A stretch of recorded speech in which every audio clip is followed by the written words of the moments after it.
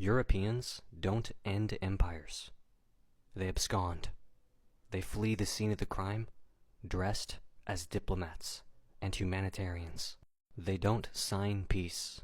They draft policy memos, build statues to themselves, and fly out the gold while the ink is still wet. Their empires don't collapse. They shapeshift. From gunpowder to banks, from direct rule to trade law, from chains to currency. The British Empire never ended. It just changed outfits. The Union Jack came down and the World Bank moved in. Ghana gained independence in 1957, but the British retained mining contracts, rail control, and pricing power through Anglo Gold and Barclays. Jamaica left the empire in 1962, yet Elizabeth II remained head of state.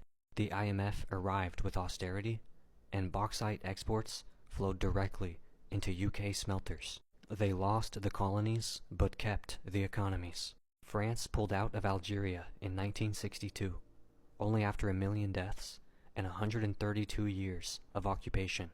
But their fingerprints remained on oil rigs, phone lines, and every Western-aligned coup from Algiers to Dakar.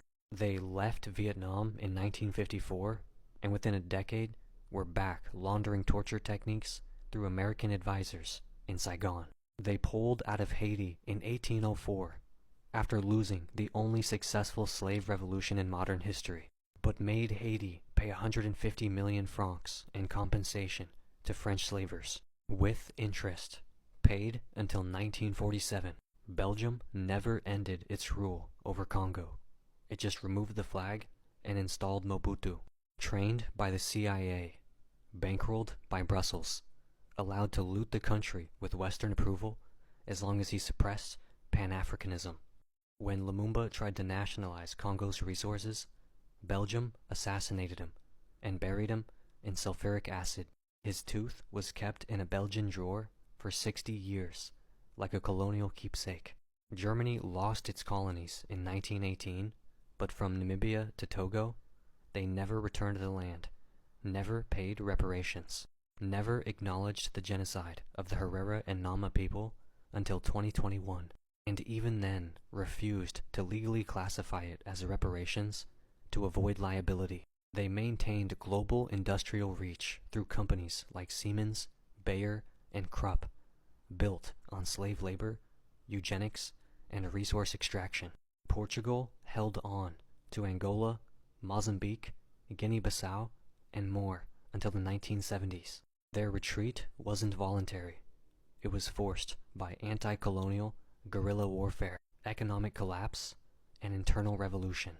And yet, the moment they left, Portuguese companies returned under post-colonial development charters. The Netherlands withdrew from Indonesia in 1949 after killing an estimated 150,000 people during the Indonesian National Revolution, and after centuries of controlling the spice trade through VOC monopoly capitalism, military force, and scorched earth famine policy. Spain ended its colonial presence in Latin America in the early 1800s, only after centuries of extermination, forced conversion, silver theft, and biological warfare.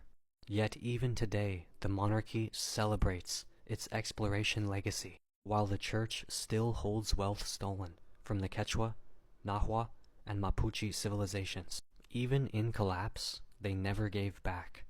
They never apologized. They simply changed forms. The East India Trading Company was replaced by Shell, Unilever, and GlaxoSmithKline. Colonial governors became ambassadors. Viceroys became trade attaches. Military occupation became development aid. Cultural suppression became curricular standardization. White supremacy became secular modernity. The Sykes-Picot Agreement redrew the Middle East in 1916 like a butcher with a ruler, splitting the Levant into British and French zones, leading to a century of war, puppet regimes, border violence, and economic division. When the Ottoman Empire fell, Europe didn't stabilize it. They partitioned it. Palestine was handed to Britain. Iraq was fabricated. Syria and Lebanon became French territories. Today's chaos was built with a fountain pen at Versailles. When they left Kenya in the 1960s, the British ran mass detention camps, tortured Mau Mau fighters with castration and electric shock, and then classified over 300 boxes of colonial records, only declassifying them in 2011 after a lawsuit. They paid reparations to a handful of survivors, but kept the colonial legal codes in place. When they freed the Caribbean, they left behind monarchs, privatized sugar, and educational systems that taught about Shakespeare, but nothing about Toussaint Louverture. The Queen remained on the currency, while the people lived on IMF rations. The Commonwealth is not post-colonial. It's neo-colonial nostalgia, a club for ex-colonizers and still colonized nations to pretend empire is culture. Europe doesn't end empires. It launders them. Through museums, through curriculum, through development banks, through security agreements, through non-profits, through international law written in imperial languages. When you demand justice, they offer heritage. When you demand reparations, they offer trade deals. When you demand return of land, they say look forward, not back. But their wealth looks backward every single day to the centuries of plunder that built the banks, the borders, the universities, the crowns. Empires are not gone.